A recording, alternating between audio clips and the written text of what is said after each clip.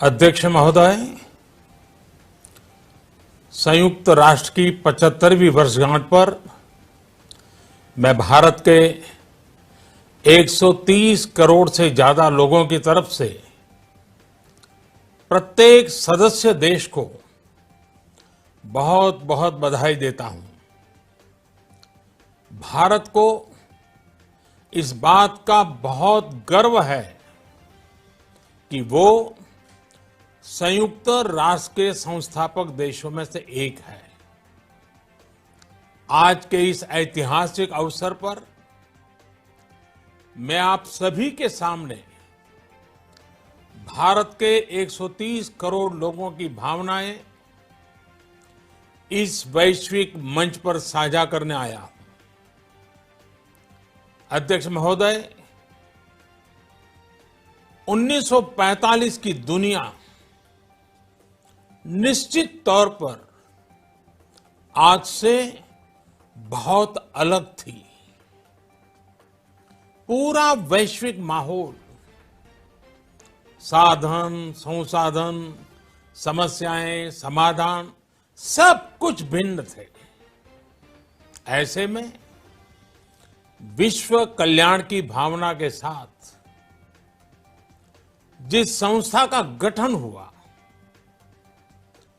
जिस स्वरूप में गठन हुआ, वो भी उस समय के हिसाब से ही था।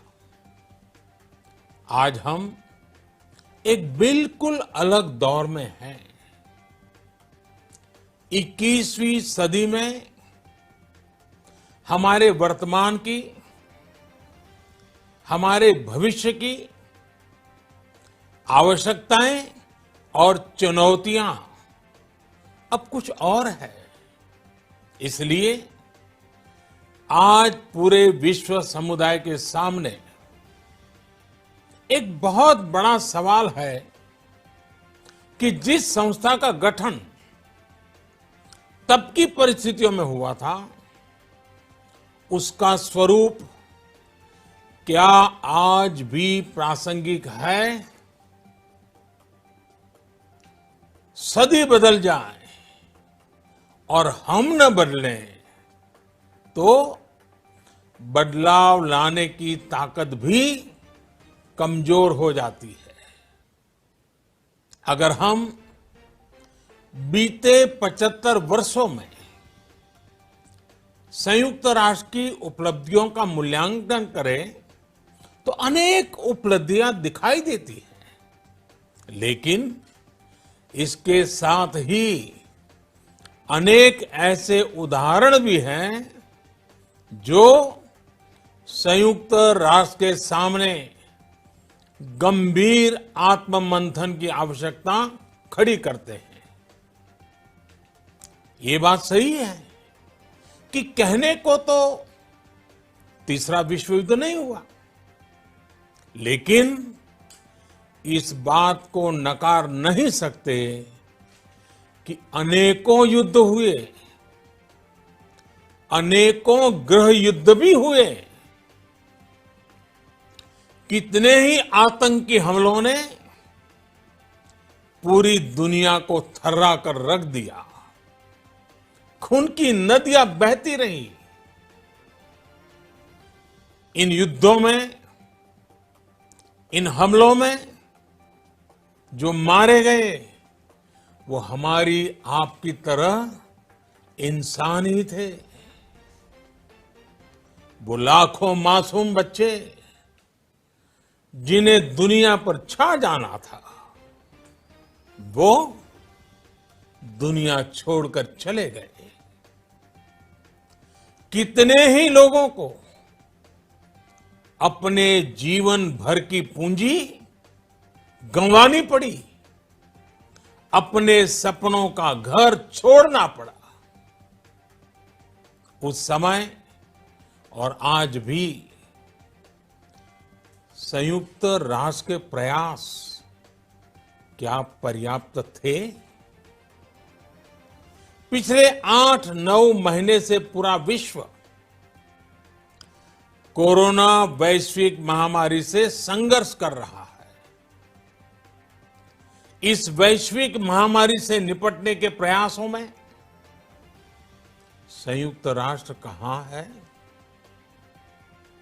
एक प्रभावशाली रिस्पांस कहां है? अध्यक्ष महोदय, संयुक्त राष्ट्र की प्रतिक्रियाओं में बदलाव, व्यवस्थाओं में बदलाव, स्वरूप में बदलाव आज समय की मांग है। संयुक्त राष्ट्र का भारत में जो सम्मान है, भारत के 130 करोड़ से ज्यादा लोगों का इस वैश्विक संस्था पर जो अटूट विश्वास है, वो आपको बहुत कम देशों में मिलेगा। लेकिन ये भी उतनी ही बड़ी सच्चाई है कि भारत के लोग संयुक्त राष्ट्र के रिफॉर्म को लेकर जो प्रोसेस चल रहा है, उसके पूरा होने का बहुत लंबे समय से इंतजार कर रहे हैं। आज भारत के लोग चिंतित हैं कि क्या ये प्रोसेस कभी एक लॉजिकल एंड तक पहुंच पाएगा? आखिर कब तक भारत को संयुक्त राष्ट्र के डिसीजन मेकिंग स्ट्रक्चर से अलग रखा जाएगा? एक ऐसा देश जो दुनिया का सबसे बड़ा लोकतंत्र है, एक ऐसा देश जहां विश्व की 18% से ज्यादा जनसंख्या रहती है, एक ऐसा देश जहां सैकड़ों भाषाएं हैं, सैकड़ों बोलियां हैं, अनेकों पंथ हैं, अनेकों विचारधारा हैं, जिस देश ने सैकड़ों वर्षों तक वैश्विक अर्थव्यवस्था का नेतृत्व करने और सैकड़ों वर्षों की गुलामी दोनों को जिया है। अध्यक्ष महोदय, जब हम मजबूत थे तो दुनिया को कभी सताया नहीं। जब हम मजबूर थे तो दुनिया पर कभी बोझ नहीं बने। अध्यक्ष महोदय, जिस देश में हो रहे परिवर्तनों का प्रभाव दुनिया के बहुत बड़े हिस्से पर पड़ता है, उस देश को आखिर कब तक इंतजार करना पड़ेगा? अध्यक्ष महोदय, संयुक्त राष्ट्र जिन आदर्शों के साथ स्थापित हुआ था और भारत की मूल दार्शनिक सोच बहुत मिलती जुलती है, अलग नहीं है। संयुक्त राष्ट्र के इसी हॉल में ये शब्द अनेकों बार गूंजा है, वसुधैव कुटुंबकम। हम पूरे विश्व को एक परिवार मानते हैं। यह हमारी संस्कृति, संस्कार और सोच का हिस्सा है। संयुक्त राष्ट्र में भी भारत ने हमेशा विश्व कल्याण को ही प्राथमिकता दी है। भारत वो देश है जिसने शांति की स्थापना के लिए लगभग 50 पीस कीपिंग मिशंस में अपने जांबाज सैनिक भेजे। भारत वो देश है जिसने शांति की स्थापना में सबसे ज्यादा अपने वीर सैनिकों को खोया है। आज प्रत्येक भारतवासी संयुक्त राष्ट्र में अपने योगदान को देखते हुए संयुक्त राष्ट्र में अपनी व्यापक भूमिका भी देख रहा है। अध्यक्ष महोदय, 2 अक्टूबर को international day of non violence और 21 जून को इंटरनेशनल डे ऑफ योगा, इनकी पहल भारत ने ही की थी। Coalition for disaster resilience infrastructure और इंटरनेशनल सोलर अलायंस, ये भारत के ही प्रयास है। भारत ने हमेशा पूरी मानव जाति के हित के बारे में सोचा है, न कि अपने निहित स्वार्थों के बारे में। भारत की नीतियां हमेशा से इसी दर्शन से प्रेरित रही है। भारत की नेबरहुड फर्स्ट पॉलिसी से लेकर एक्ट ईस्ट पॉलिसी तक, security and growth for all in the region, इसकी सोच, या फिर इंडो पैसिफिक क्षेत्र के प्रति हमारे विचार, सभी में इस दर्शन की झलक दिखाई देती है। भारत की पार्टनरशिप का मार्गदर्शन भी यही सिद्धांत तय करता है।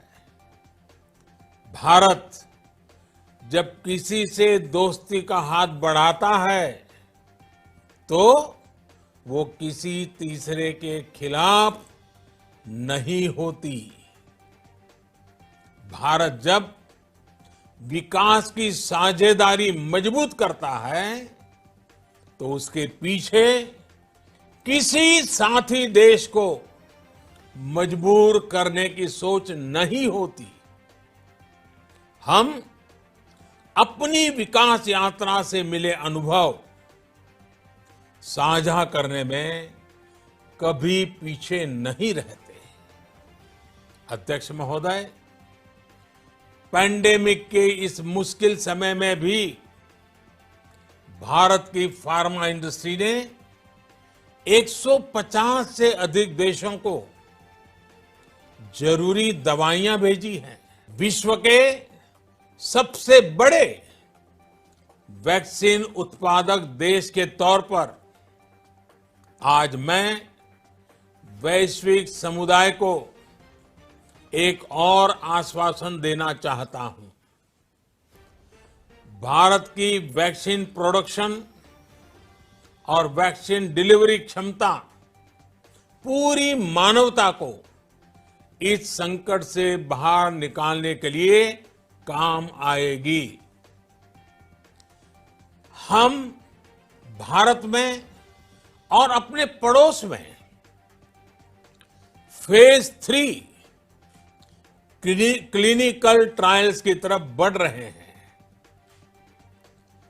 वैक्सीन की डिलीवरी के लिए कोल्ड चेन और स्टोरेज जैसी क्षमता बढ़ाने में भी भारत सभी की मदद करेगा।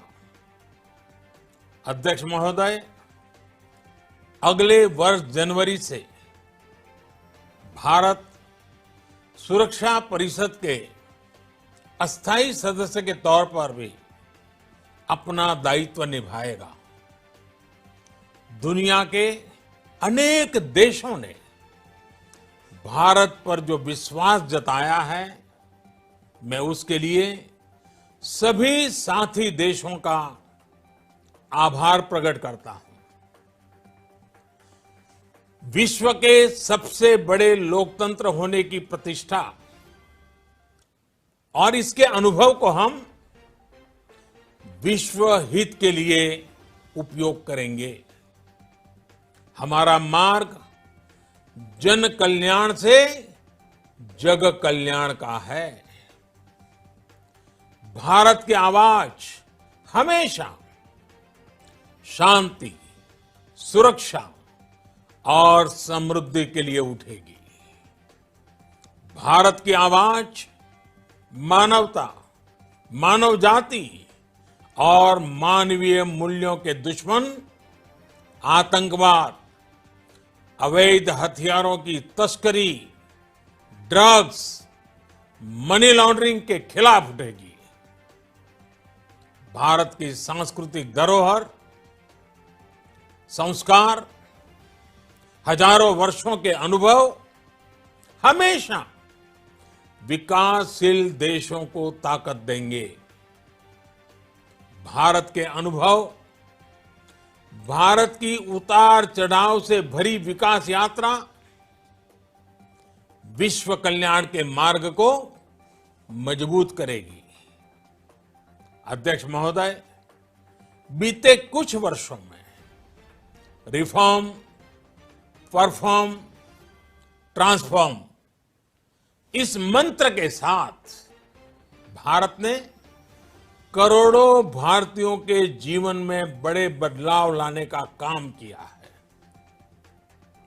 ये अनुभव विश्व के बहुत से देशों के लिए उतने ही उपयोगी हैं जितने हमारे लिए।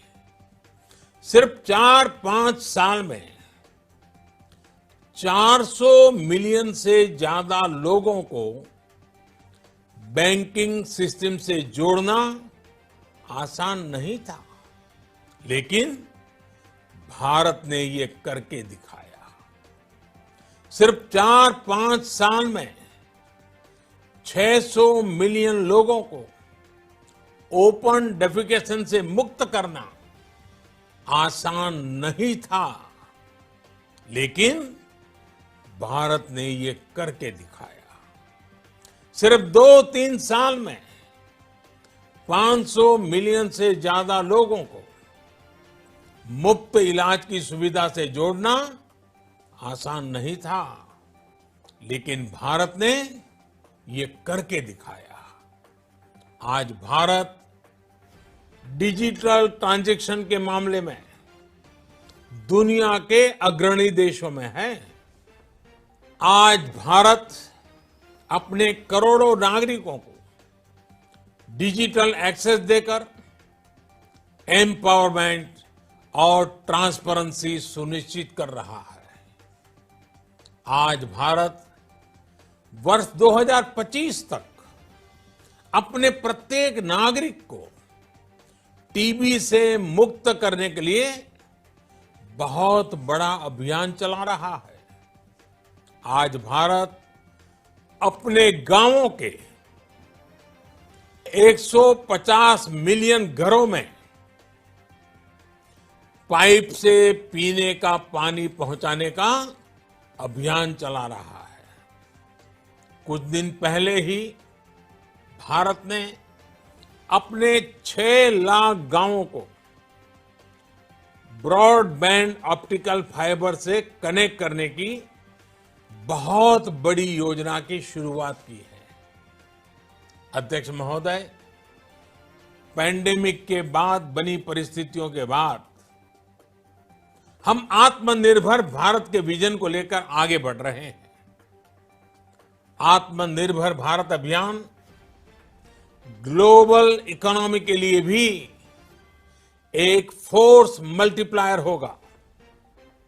भारत में आज ये सुनिश्चित किया जा रहा है कि सभी योजनाओं का लाभ बिना किसी भेदभाव प्रत्येक नागरिक तक पहुंचे। विमेन एंटरप्राइज और लीडरशिप को प्रमोट करने के लिए भारत में बड़े स्तर पर प्रयास चल रहे हैं। आज दुनिया की सबसे बड़ी माइक्रो फाइनेंसिंग स्कीम्स का सबसे ज्यादा लाभ भारत की महिलाएं ही उठा रही हैं।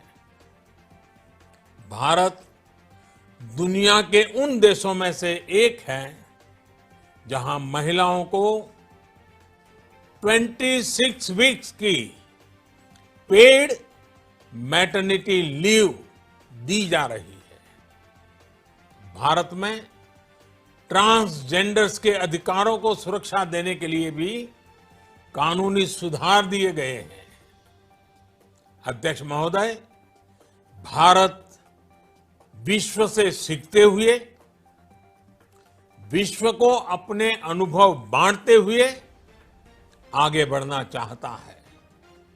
मुझे विश्वास है कि अपने 75वें वर्ष में संयुक्त राष्ट्र और सदस्य सभी देश इस महान संस्था की प्रासंगिकता बनाए रखने के लिए और प्रतिबद्ध होकर काम करेंगे।